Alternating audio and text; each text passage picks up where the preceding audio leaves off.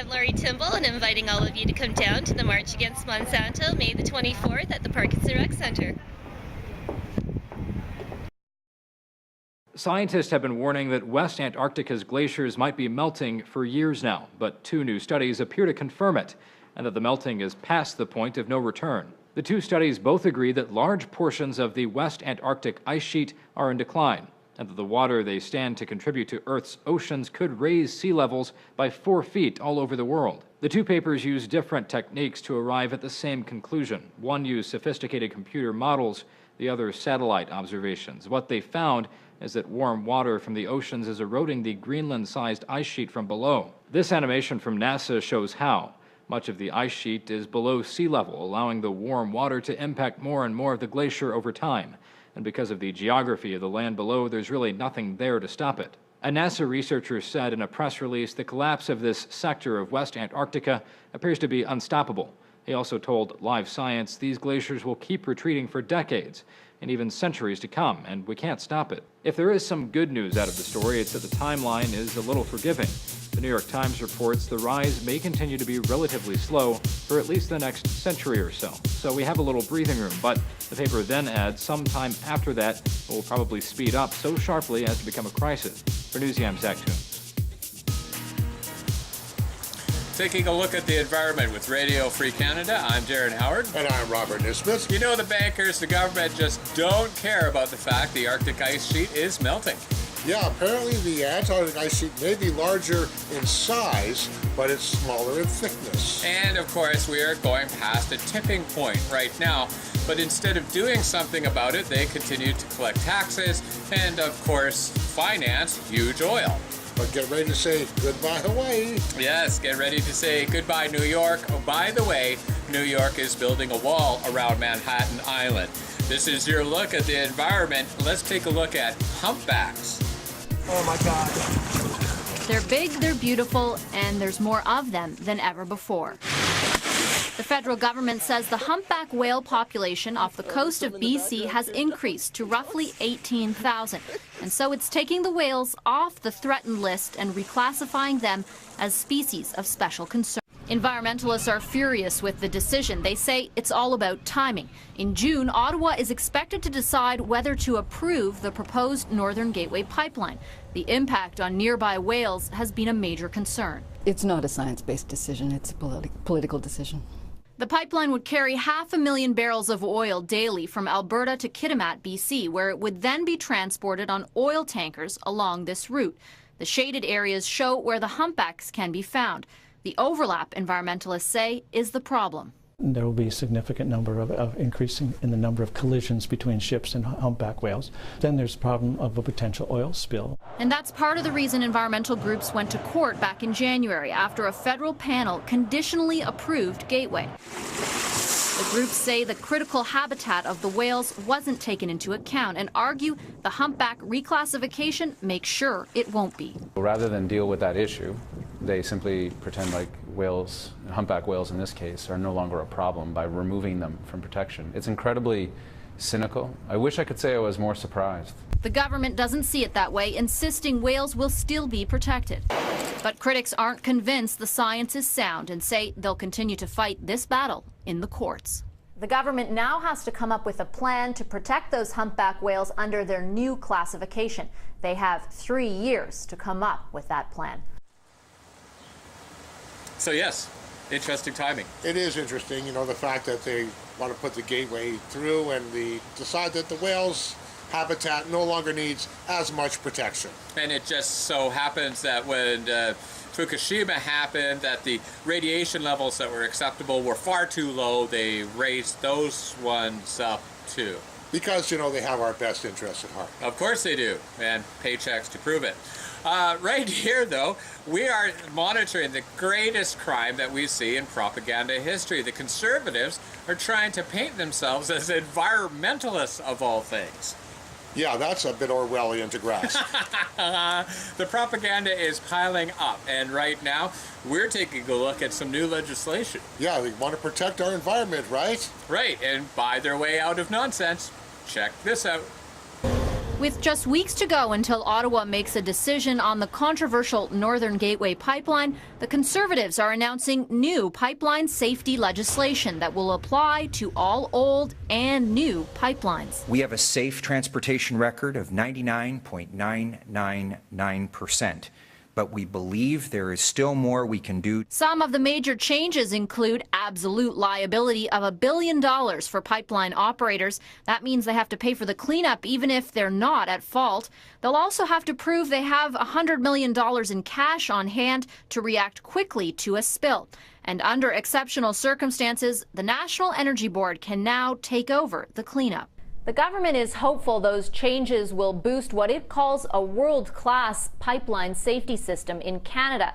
That label, though, has faced criticism thanks to controversial projects like Northern Gateway and Keystone XL. Energy analyst Richard Dixon says the changes are a step in the right direction, but likely more about setting the stage to give Northern Gateway the green light. The Cabinet will approve the Gateway, Northern Gateway project, and that's saying, well, we've got this tighter legislation in place now.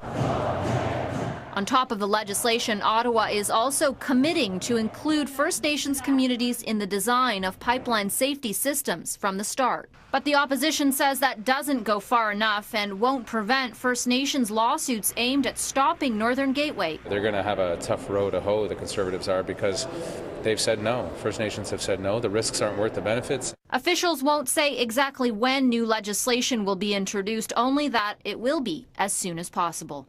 Vashi Capello's Global News, Ottawa. So, well, you have to ask yourself, why is there a cap on the amount of liability they have to carry? you know, there should be no cap, and when you do something like BP did in the Gulf of Mexico, you should lose your company.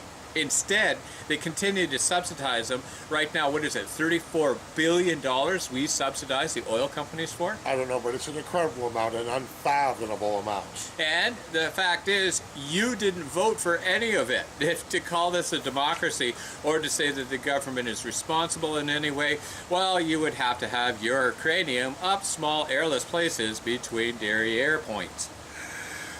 But we do talk about climate change on this program quite a bit, but we don't talk about the impacts of it.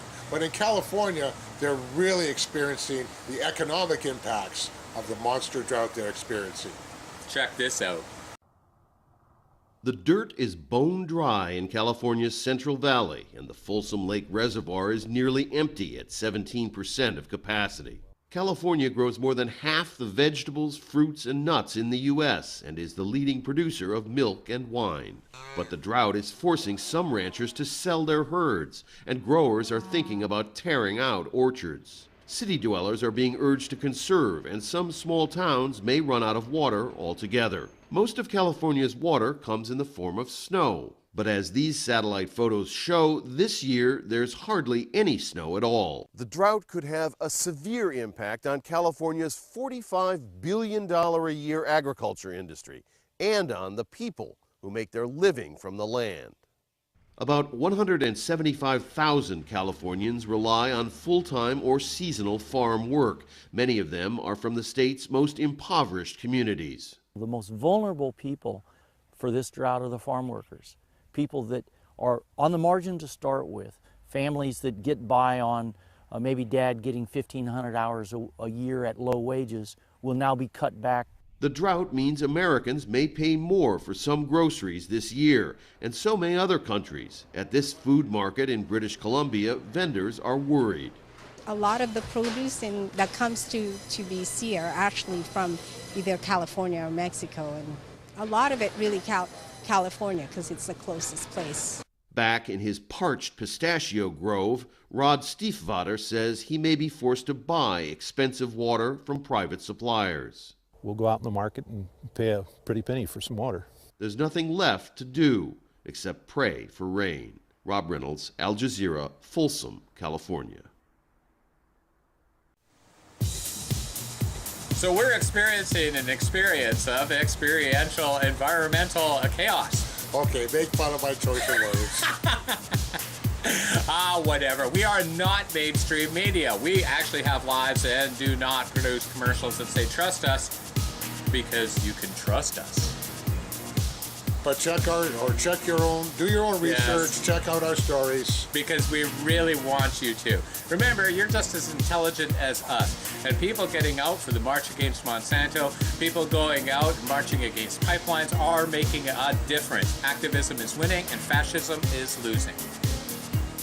He's Darren Howard. He's Robert Nisbet. And we'll be back to talk more about innovations and sustainability. Thanks for tuning in. We'll be back after this lack of commercial messages.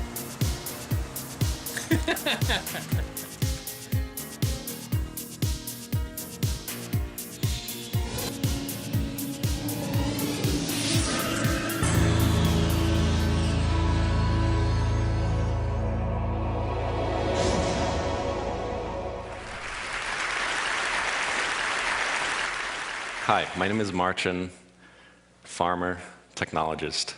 I was born in Poland, now in the US. I started a group called Open Source Ecology. We've identified the 50 most important machines that we think takes for modern life to exist. Things from tractors, bread ovens, circuit makers. Then we set out to create an open source, DIY, do-it-yourself version that anyone can build and maintain at a fraction of the cost. We call this the Global Village Construction Set. So let me tell you a story. So I finished my 20s with a PhD in fusion energy, and I discovered I was useless. I had no practical skills. I mean, the world presented me with options, and I took them. I guess you can call it the consumer lifestyle. So I started a farm in Missouri and learned about the economics of farming. I bought a tractor, then it broke. I paid to get it repaired, then it broke again, and pretty soon, I was broke too. I realized that the truly appropriate low-cost tools that I needed to start a sustainable farm and settlement just didn't exist yet. I needed tools that were robust, modular, highly efficient and optimized, low cost, made from local and recycled materials that would last a lifetime, not designed for obsolescence. I found that I would have to build them myself. So I did just that. And I tested them. And I found that industrial productivity can be achieved on a small scale. So then I published the 3D designs, schematics, instructional videos, and budgets on a wiki. Then contributors from all over the world began showing up, prototyping new machines during dedicated project visits. So far, we have prototyped 8 of the 50 machines, and now the project is beginning to grow on its own. We know that open source has succeeded with tools for managing knowledge and creativity, and the same is starting to happen with hardware too. We're focusing on hardware because it is hardware that can change people's lives in such tangible material ways. If we can lower the barriers to farming, building, manufacturing, then we can unleash just massive amounts of human potential. That's not only in the developing world. Our tools are being made for the American farmer, builder, entrepreneur, maker. We've seen lots of excitement from these people who can now start a construction business, parts manufacturing, organic CSA, or just selling power back to the grid. Our goal is a repository of published designs so clear, so complete that a single burned DVD is effectively a civilization starter kit. I've planted 100 trees in a day. I've pressed 5,000 bricks in one day from the dirt beneath my feet, and built a tractor in 6 days. From what I've seen, this is only the beginning. If this idea is truly sound, then the implications are significant. A greater distribution of the means of production, environmentally sound supply chains, and a newly relevant DIY maker culture can hope to transcend artificial scarcity. We're exploring the limits of what we all can do to make a better world with open hardware technology. Thank you.